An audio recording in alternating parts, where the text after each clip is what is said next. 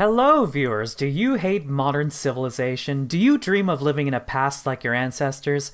Spending 3 hours in the sweltering heat waiting for a gazelle to run down before tripping on a rock and dying 3 days later of an infected knee? Child has a migraine? No problem, just take him to the village shaman and he will drill a fucking hole in their head. Well, there are few games which give you a taste of the Paleolithic experience and even fewer in the simulation genre. This is Swooty and this is Dawn of Man. Dawn of Man tasks the player with leading a tribe to prosperity from the end of the last ice age to the beginnings of history. You will start from humble beginnings with just a handful of tribesmen eking out a challenging existence, trying to find enough food to eat while ensuring that your people aren't gored to death by a woolly rhinoceros. Throughout each game, you must attend to your tribesmen's individual needs. You must ensure that they have food, access to fresh water, have enough warm clothing and fuel for heating to survive the winter, and the materials necessary to construct new buildings and forge new tools.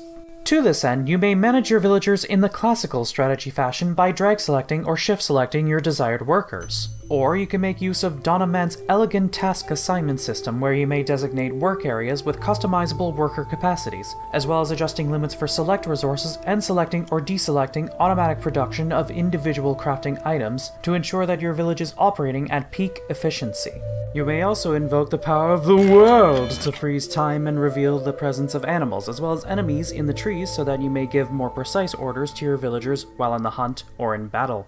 Optimal play of Dawn of Man relies heavily on the strategic use of resources. Over the course of the game, players may make many mistakes. They might exhaust their flints by making flint tools, not knowing that bone tools have exactly the same stats and can be accumulated in far greater quantities.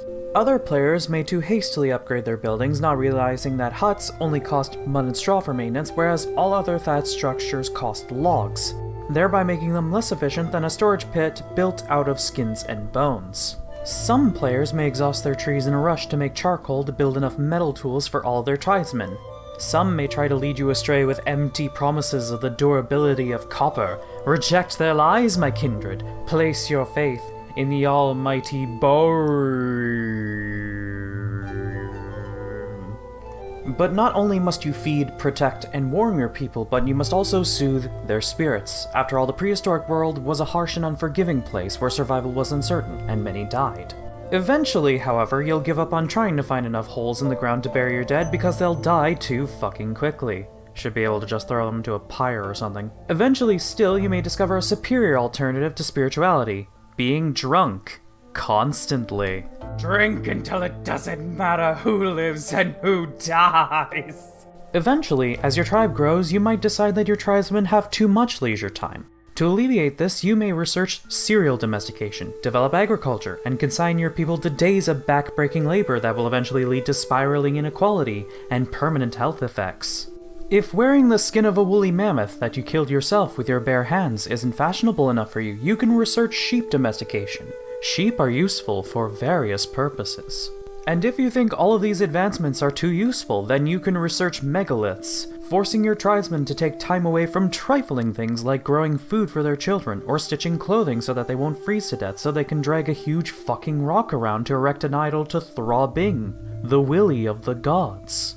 As your tribe develops farming, they will be faced with a new challenge, as invaders from beyond the map will try to burn down your village, ravish your daughters, and eat all of the snacks in your fridge. You must prepare your village with defenses with bows and arrows, walls, and platforms, but not towers. Towers are white elephants.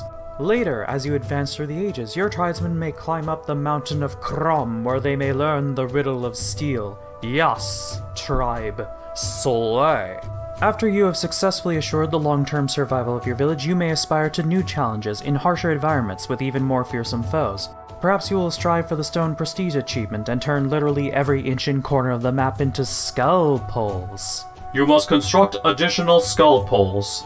Dawn of Man depicts in vivid detail the late Pleistocene and early Anthropocene landscape. In these forests, your tribesmen may hunt the mighty mammoth, the redoubtable woolly rhinoceros, and asshole hyenas that will eat your children. On rare occasions, you may encounter the unique weather of the early Anthropocene, such as thunderstorms at -6 degrees Celsius. All in all, I have thoroughly enjoyed Dawn of Man. It's reasonably intuitive and challenging as a sim game, exploring a chapter in our species that is so often just painted over with a bunch of ooga booga Flintstones bullshit. I hope for the developers' continued success, and I hope to see further development in the future. In particular, I'd like to see the addition of repair cost tooltips, that is, tooltips for repair costs when a building is above 50% durability. I would also like to see a few more mechanics and technologies.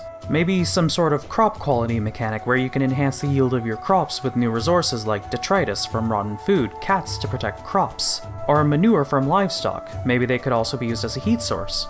I would like a technology to train villagers to ride on horseback. That would make domesticating horses more appealing and make hunting and fighting more efficient later in the game.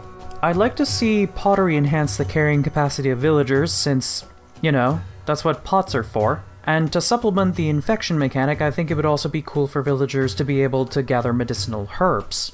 Regardless, that is Dawn of Man, and this is Swooty. Thank you for your viewership.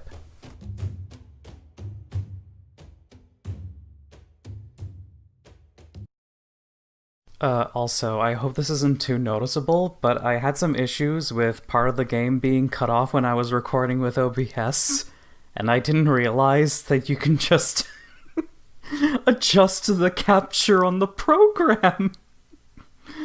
I've been doing this for 2 years!